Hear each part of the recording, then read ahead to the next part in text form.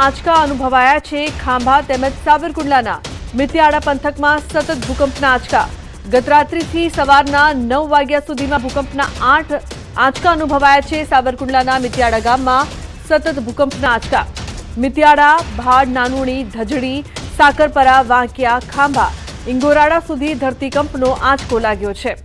તો 5 કલાકમાં સતત 8 આંચકા આવતા સ્થાનિકોમાં ભયનો માહોલ છે। અમરેલીથી 43 કિલોમીટર દૂર ભૂકંપનું કેન્દ્ર બિંદુ નોંધાયું છે। તો સવારે 4:15 વાગે 1.8ની તીવ્રતાનો આંચકો આવ્યો। 4:16 કલાકે 2.3ની તીવ્રતાનો આંચકો આવ્યો, જ્યારે 4:24 કલાકે 1ની તીવ્રતાનો આંચકો અનુભવાયો છે। રાજન જોડાયા છે વધુ માહિતી આપવા માટે। રાજન, જે પ્રકારથી ભૂકંપના આટલા આંચકા આવ્યા છે, શું માહિતી, શું વધુ વિગત આપની પાસે? લુબના, આમ જોવા જઈએ તો છેલ્લા 5 વર્ષથી સાવરકુંડલાનું મિતિયાળા છે ભૂકંપનું કેન્દ્ર બિંદુ હોય તે પ્રકારનો માહોલ છે। વચ્ચે 2-3 વર્ષ સુધી ધરતી શાંત હતી, પરંતુ ફરી છેલ્લા 1 અઠવાડિયાથી આ ધરતી ધ્રુજી રહી છે, જેમાં ગઈકાલ રાતથી આજ સવાર સુધીમાં સતત 8 આંચકાઓ આવવાના કારણે લોકોમાં ભયનો માહોલ જોવા મળી રહ્યો છે। 1 પોઈન્ટથી લઈ અને 3.5 સુધીના આંચકાઓ આવવાના કારણે આ ધરતી સતત ધ્રુજી રહી છે। ગાંધીનગર સિસ્મોલોજીએ પણ આ વાતનો સ્વીકાર કર્યો છે, પરંતુ હજુ સુધી કોઈ જાનહાનિ કે કોઈ નુકસાનીના સમાચાર નથી। મિતિયાળા અને આસપાસના ગામોમાં સતત ધરતીના આંચકા આવી રહ્યા છે। જી બિલકુલ, આભાર સમગ્ર માહિતી બદલ રાજન। તો અમરેલીથી 43 કિલોમીટર દૂર ભૂકંપનું કેન્દ્ર બિંદુ। અમરેલી જિલ્લામાં ભૂકંપના આંચકા અનુભવાયા છે। લોકોમાં ડરનો માહોલ। 8 વાર ધરા ધ્રુજી હતી। ઉલ્લેખનીય છે કે ભૂકંપના આંચકા બાદ લોકોમાં ડરનો માહોલ જોવા મળી રહ્યો છે। ખાંભા, સાવરકુંડલાના મિતિયાળા પંથકમાં ભૂકંપ। તો ગત રાત્રિથી સવારના 9 વાગ્યા સુધી 8 આંચકા અનુભવાયા છે। ઉલ્લેખનીય છે કે અમરેલીથી 43 કિલોમીટર દૂર ભૂકંપનું કેન્દ્ર બિંદુ। પંચમહાલના ગોધરાના ચિખોદરા પાસે ટ્રેડર્સ નામની કંપનીમાં સ્ક્રેપ જથ્થામાં ભીષણ આગ લાગી। 2 ફાયર ફાઇટરની ટીમ ઘટના સ્થળે પહોંચી। રાત્રિના સમયે અચાનક આગ ફાટી નીકળી હતી। કંપનીના સંકુલમાં મૂકવામાં આવેલા સ્ક્રેપના મોટા જથ્થામાં આગ લાગી હતી। બનાવને પગલે ગોધરા સિટી મામલતદાર અને પોલીસની ટીમ પણ ઘટના સ્થળે પહોંચી હતી। ફાયર ફાઇટરોની 1 કલાકની ભારે જહેમત બાદ આગ પર સંપૂર્ણ કાબુ મેળવી શકાયો હતો। તો ભીષણ આગની ઘટનામાં કોઈ જાનહાનિ થવા પામી નથી। આગ લાગવાનું ચોક્કસ કારણ જાણી શકાયું નથી।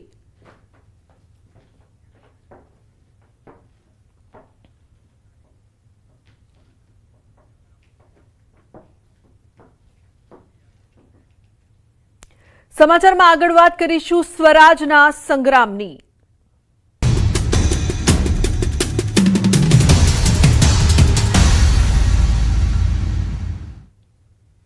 રાજ્યના વધુ એક આઈપીએસ અધિકારી રાજનીતિમાં। રાજ્યના ટ્રાફિક આઈજી મનોજ નીનામાએ આપ્યું રાજીનામું। અરવલ્લીના શામળાજીમાં જાબ ચિતરિયાના વતની છે મનોજ નીનામા। તો સ્થાનિક સ્વરાજની ચૂંટણી લડવા માટે રાજીનામું આપ્યું છે। ભાજપમાં શામળાજીની જિલ્લા પંચાયતની ઓડ બેઠક પર ચૂંટણી લડવાના સંકેત। તત્કાલીન સેન્સ પ્રક્રિયામાં પણ ગોપનીય રીતે નોંધાવી હતી દાવેદારી। જાહેર કર્યા વગર ભાજપમાંથી માંગી હતી ટિકિટ। તો વર્ષ 2006ની બેચના આઈપીએસ અધિકારી છે મનોજ નીનામા। મહત્વપૂર્ણ સમાચાર, વધુ એક આઈપીએસ અધિકારી રાજનીતિમાં આવશે। ટ્રાફિક આઈજી મનોજ નીનામાએ રાજીનામું આપ્યું છે। હાર્દિક જોડાયા છે ફોન લાઈન પર વધુ માહિતી આપવા માટે। હાર્દિક, શું વધુ વિગત છે આ સમગ્ર મામલે, જે પ્રકારથી આ ચર્ચાઓ થઈ રહી છે? લુબના, ચોક્કસથી જે પ્રકારે સ્થાનિક સ્વરાજની ચૂંટણી લઈને હવે જે પાર્ટીઓ છે તે ઉમેદવારો જાહેર કરવામાં આવી રહ્યા છે તબક્કાવાર। આ સંજોગોમાં જ્યારે મોડાસા ખાતે જે સેલ્સ પ્રક્રિયા કરવામાં આવી હતી તેમાં જે મનોજ નીનામા છે, જેઓ ટ્રાફિકના આઈજી છે, આઈપીએસ છે 2006 બેચના, તેઓ પણ ત્યાં મુલાકાત લીધી હતી। ત્યારે કોઈને પણ ખબર નહોતી કે એમને સેલ્સ પ્રક્રિયામાં ભાગ લીધો છે અથવા તો ઉમેદવારી નોંધાવી છે, પરંતુ હવે જ્યારે તેમને રાજીનામું સોંપી દીધું છે, કારણ કે તેમને નિવૃત્તિમાં 3 મહિનાનો સમય બાકી છે। આ સંજોગોમાં હવે તેઓ સ્થાનિક સ્વરાજ્ય ચૂંટણીમાં ભારતીય જનતા પાર્ટી તરફથી તેઓ ઉમેદવારી નોંધાવવા રહ્યા છે। અને સાથે જ જે શામળાજી જે જાપ ચિતરિયા ગામ છે, જે એમનું વતનનું ગામ છે, તે આવેલી બેઠક ઓડ બેઠક ઉપરથી તેઓ ચૂંટણી લડવાના છે તેવા હાલ સંકેત મળી રહ્યા છે। એટલે આ સંજોગોમાં જે હાલના ધારાસભ્ય છે ભિલોડાના, જે પૂર્વ આઈપીએસ છે પીસી બરંડા, જેઓ હાલ ધારાસભ્ય છે, મંત્રી છે, ત્યારે હવે તેમની પાછળ વધુ એક આઈપીએસ રાજનીતિમાં જોડાઈ રહ્યા છે। ભારતીય જનતા પાર્ટી સાથે જોડાઈ અને સ્થાનિક સ્વરાજ્ય ચૂંટણીમાં જિલ્લા પંચાયતી બેઠક ચૂંટણી લડવા જઈ રહ્યા છે. ત્યાં ચોક્કસથી અરવલ્લી જિલ્લાની જે હવે આ ઓડ જિલ્લા પંચાયત બેઠક છે તે હવે હાઈ પ્રોફાઇલ બની રહી છે. આ સંજોગોમાં જિલ્લામાં હાલ રાજકારણમાં ગરમાવો જોવા મળી રહ્યો છે. રૂબના. જી બિલકુલ હાર્દિક, આભાર સમગ્ર માહિતી બદલ. તો ભાજપ પાર્લામેન્ટરી બોર્ડ બેઠક અંગે મહત્વના સમાચાર. મુખ્યમંત્રી નિવાસસ્થાને સવારથી લઈને મોડી રાત સુધી ચાલી ભાજપની પાર્લામેન્ટરી બોર્ડની બેઠક. ઉત્તર ગુજરાત અને સૌરાષ્ટ્રના 6 જેટલા જિલ્લાઓના ઉમેદવાર સંદર્ભે થયું હતું મંથન. બનાસકાંઠા, જામનગર, અમરેલી, ભાવનગર, સાબરકાંઠા અને બોટાદ જિલ્લાની બેઠકોની થઈ ચર્ચા. 6 જિલ્લાની મહાનગરપાલિકા, નગરપાલિકા, તાલુકા અને જિલ્લા પંચાયતની સીટોની ચર્ચા થઈ. તો નિર્ધારિત સમય કરતા વધુ સમય જતા ગઈકાલે બોલાવેલા અન્ય જિલ્લાઓને આજે બોલાવવામાં આવશે. ગૌતમ જોડાયા છે વધુ માહિતી આપવા માટે ફોન લાઈન પર. ગૌતમ, શું વધુ વિગત સમગ્ર મામલે? જી બિલકુલ, ભારતીય જનતા પાર્ટીની ગઈકાલથી તે આવનારા દિવસ સુધી છે એ 3 દિવસ પાર્લામેન્ટરી બોર્ડની બેઠક જે છે તે યોજાવાની છે. બેઠકની અંદર સ્થાનિક સ્વરાજ્યની ચૂંટણીને લઈને નામો અંતર્ગતનું મંથન ભારતીય જનતા પાર્ટી દ્વારા કરવામાં આવી રહ્યું છે. જે અંતર્ગતની વાત કરીએ તો ભારતીય જનતા પાર્ટી 34 જિલ્લા, 84 નગરપાલિકા, 260 તાલુકા પંચાયત અને 15 મહાનગરપાલિકાના ઉમેદવારોનું મંથન કરી રહ્યું છે. જે અંતર્ગત ગઈકાલે મોડી રાત સુધી આ બેઠક જે છે તે પાર્લામેન્ટરી બોર્ડ જે છે તે ચાલી હતી. તે અંતર્ગત ઉત્તર ગુજરાત અને સૌરાષ્ટ્ર જિલ્લાના જે 6 જિલ્લાઓનું ઉમેદવારો અંગેનું મંથન જે છે તે થયું હતું. જે અંતર્ગતની વાત કરીએ તો ઉત્તર ગુજરાતની વાત કરીએ તો બનાસકાંઠા અને સાબરકાંઠાની જે ચર્ચા જે છે તે ગઈકાલે થઈ હતી. જ્યારે સૌરાષ્ટ્રની વાત કરીએ તો જામનગર, અમરેલી, ભાવનગર અને બોટાદ જિલ્લાઓની જે ચર્ચા જે છે તે આ પાર્લામેન્ટરી પ્રદેશ બોર્ડની અંદર થઈ હતી અને તે અંતર્ગત અનેક જિલ્લાઓને પણ બોલાવવામાં આવ્યા હતા. પરંતુ કશ્મકશ થઈ હતી. લાંબી બેઠક જે છે તે ચાલી હતી, મેરેથોન બેઠક ચાલી હતી, જેને લઈને કેટલાક જિલ્લાઓ આવ્યા હતા તેમને આજે ફરી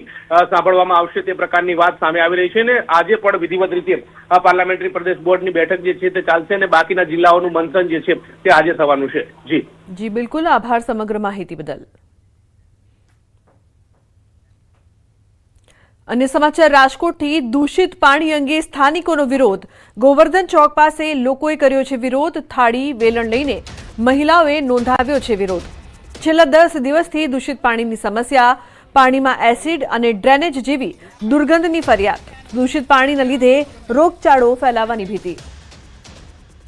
રાજકોટથી સંવાદદાતા હાર્દિક લાઈવ જોડાયા છે વધુ માહિતી આપવા માટે. હાર્દિક, જે પ્રકારથી લોકોની સમસ્યા છે અને લોકોમાં રોષ પણ જોવા મળી રહ્યો છે, હાર્દિક, શું વધુ વિગતો છે આપની પાસે? ચોક્કસથી જે રીતના વાત કરવામાં આવે તો અત્યારે સ્થાનિકો છે તે વિરોધ કરી રહ્યા છે. ઉગ્ર વિરોધ છે તે અત્યારે કરવામાં આવી રહ્યો છે. બેન, શું કહેશો? અત્યારે વિરોધ છે, આપણે દ્વારા રસ્તા પણ રોકવામાં અમે રસ્તા ઉપર ચક્કાજામ કર્યો છે. શું કે અમને પાણીની પૂરેપૂરી સમસ્યા છે અને પાણી છે છતાં એનો અમે ઉપયોગ કરી નથી શકતા. ગટરનું પાણી અમારામાં પાણી ભરાઈ ગયું છે એટલે અમારે ટેન્કર રોજ મગાવવા પડે છે. આ પાણીનો આ લોકો સોલ્વ કરતા નથી. ચોક્કસથી અહીંયા અન્ય બહેનો છે. બેન, અત્યારે થાળી વેલણ ઓગાડી રહ્યા છે. હા, વિરોધ છે અમારે. અમારે ગટરના પાણી સોસાયટીમાં બળી જાય છે એટલા માટે. બસ અમે વિરોધ કરીએ છીએ. આટલા સમયથી અમારી માંગ પૂરી થતી નથી. બધા કોર્પોરેટરોને આવીને જોઈ છે વયા જાય છે પણ અમારે પ્રશ્ન તો એને રહે છે. આજે 2-3 વર્ષથી આ પ્રશ્ન છે.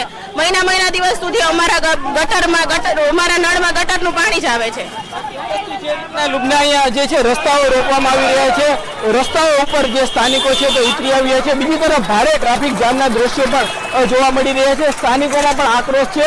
ભૂગર્ભ જળમાં જે છે એ દૂષિત પાણી મળી ગયું છે, ડ્રેનેજનું પાણી મળી ગયું છે અને એમના કારણે અનેક લોકોને ઝાડા ઉલટી થઈ રહ્યા છે.